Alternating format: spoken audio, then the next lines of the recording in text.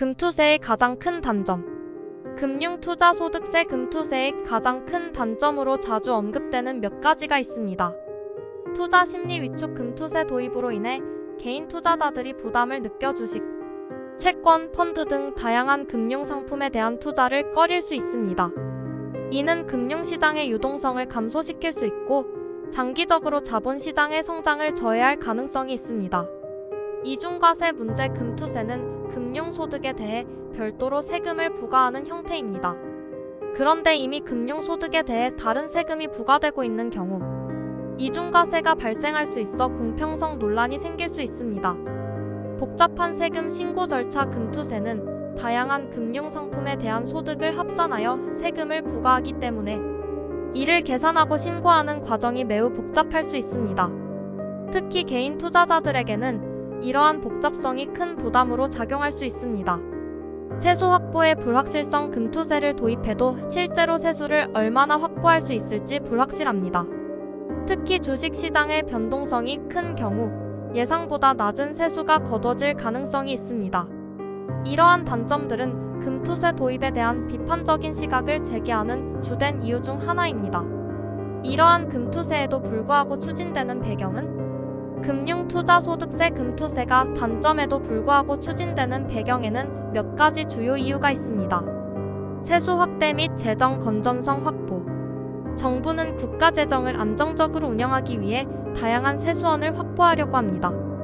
금투세는 금융시장에서 발생하는 소득에 대해 과세함으로써 세수 확대를 목표로 하고 있습니다.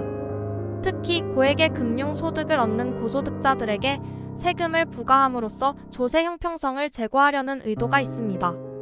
조세 형평성 강화. 기존 세제 구조에서는 근로소득에 대한 세금은 상대적으로 무겁지만 금융소득에 대한 과세는 상대적으로 낮은 편이었습니다.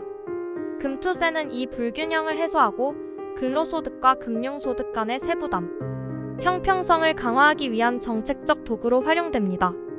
부동산에 대한 집중 억제. 한국에서는 전통적으로 부동산 투자에 대한 선호가 높았지만 부동산 시장의 과열을 억제하고자 금융투자로 자금이 분산되기를 유도하려는 정책적 목표가 있습니다. 이를 위해 부동산뿐만 아니라 금융소득에 대해서도 과세를 강화하여 자산 불평등을 줄이고자 합니다. 고소득자의 세금 회피 방지. 고소득자들은 주식, 채권, 펀드 등 금융자산을 통해 상당한 소득을 얻는 경우가 많습니다. 금투세는 이러한 금융소득에 대해 세금을 부과함으로써 고소득자들이 세금 부담을 피하기 어렵게 만들고 조세 회피를 방지하는 목적도 있습니다. 글로벌 과세 트렌드. 많은 선진국에서는 금융소득에 대해 이미 과세를 하고 있습니다.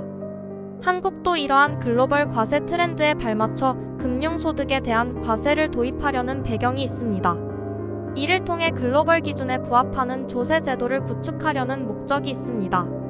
이러한 배경에서 금투세는 금융시장에 미치는 부정적 영향을 최소화하면서도 조세 형평성과 재정 안정성을 확보하려는 목적으로 추진되고 있습니다.